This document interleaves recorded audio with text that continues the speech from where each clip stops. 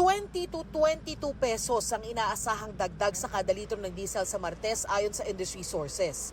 14 to 16 pesos naman sa gasolina. Hindi pa naglalabas ang Department of Energy ng opisyal na estimate at ng anunsyo kung pumayag muli ang oil companies na utay-utayin ang dagdag singil.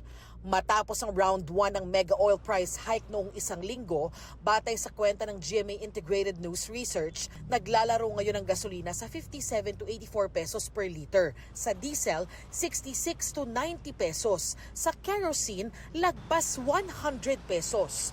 Magkano man ang pinal na mapagkasunduan, iisa ang sigurado.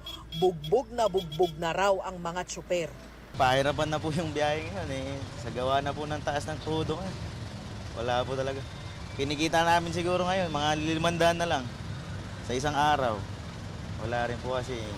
Paano ba raw magkakasya ang 500 piso kada araw sa kanyang may 2 anak?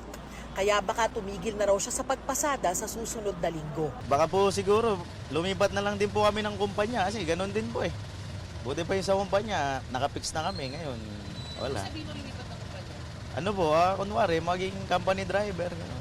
Ang taxi driver na si Jesus, hindi na umaabot sa 500 piso ang kita kada araw dahil sa sobrang mahal ng langis. Wala na, halos lang, nakaka-boundary lang, may tira lang, konti. Ay, mahirap po. Mahirap. Kaya nananawagan ng Philippine National Taxi Operators Association o PNTOA ng pagtaas ng singil sa flag down at kada metro. 2 years ago, ang hinihiling sana namin ay 60 pesos tsaka 15 pesos per kilometer. Malaking tulong na yun sa driver.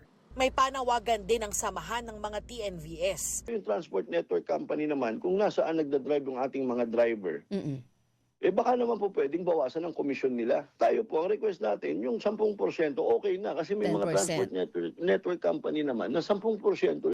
Naunang inanunsyo ng DSWD o Department of Social Welfare and Development ang pamimigay ng tig 5,000 pisong ayuda para sa tricycle drivers simula Martes. Sabi naman ng DSWD, susunod na ang iba pang nasa sektor ng transportasyon gaya ng mga driver ng jeep, bus, taxi, TNVS at mga motorcycle taxi at delivery rider. Inatasan na rin ng LTFRB ang lahat ng PUV operators na magsumite na sa pinakamalapit na Regional Franchising and Regulatory Office ng listahan ng mga pangalan ng mga driver na kabilang sa kanilang prangkisa. Para raw ito mapabilis ang paghahanda at implementasyon ng fuel subsidy program. Bago kasi mailabas ng pamahalaan ng pondo para rito, dapat umabot ng $80 per barrel sa loob ng isang buwan ang presyo sa pandaigdigang merkado ayon sa Department of Transportation.